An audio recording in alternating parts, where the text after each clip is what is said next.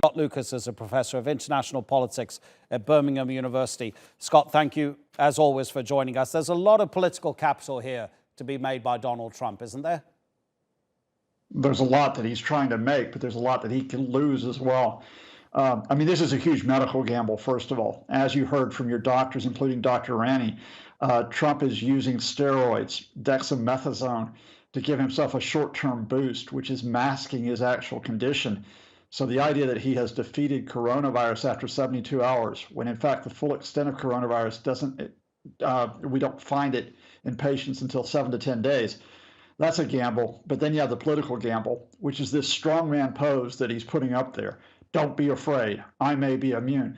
Imagine if you're one of the relatives of almost 211,000 Americans who have died from coronavirus and you hear don't be afraid.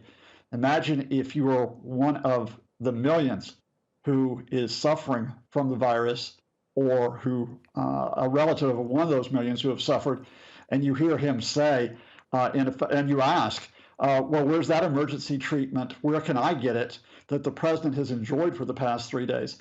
Imagine if you're a frontline hospital worker and you hear Trump effectively saying, look, we can defeat this virus, and almost in a sense trying a different form of dismissal that he's used over the last 8 months. His base may buy it, but beyond his base, how many people are going to be reassured? And more importantly, how many people are going to think this is the guy we want to have in place for the next 4 years? I think almost every day that the White House physician, Dr. Conley, has stood at that podium outside Walter Reed Medical Center, Conley has been asked, what is the date of the president's last negative test? And we still don't have an answer to that. What possibly might the president's office be trying to hide in terms of the timeline of infection here? They're trying to hide whether or not Donald Trump did not, as required, take a test before he appeared on that debate stage with the Democratic challenger Joe Biden last Tuesday.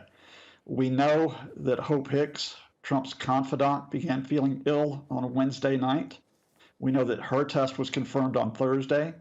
We know that at least 14 high-profile White House and Republican figures, many of whom were at a White House ceremony 10 days ago for the Supreme Court nominee Amy Coney Barrett, came out and tested positive.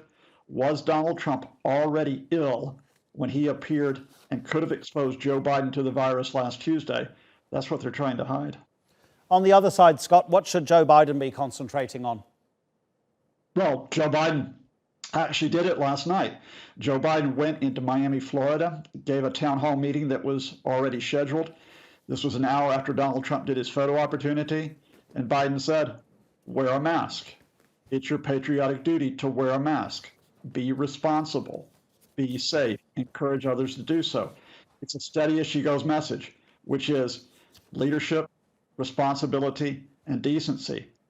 What we don't know is, do voters go for that, or do they go for the spectacle of Donald Trump and this narrower story, trying to dismiss the 200,011 who have died, which is, I'm the guy that defeated the virus. Scott Lucas, professor of international politics at Birmingham University. Thank you, Scott. Take care. Thank you.